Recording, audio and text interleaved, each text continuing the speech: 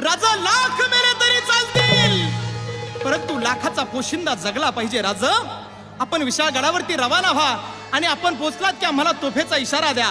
तुवर आम्ही खिंडीत राहून शत्रूंना अडवून धरतो. आणि मग त्या खिंडीच्या तोंडाला काय प्रकार झाला, काय उभा राहून बाजी खिंडीला विनवणी करी शिवबाला. तुम्ही सुखरूप इथं न जावा, तोप उडवावा द्यावा इशाऱ्याला.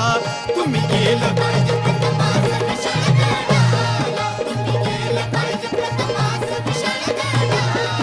आलो आलो आता चितीला, मी ठार करतो सिद्धीला. पहाजीचा दाव तो वार करतो मी ठार, दृष्ट शत्रूला धर्म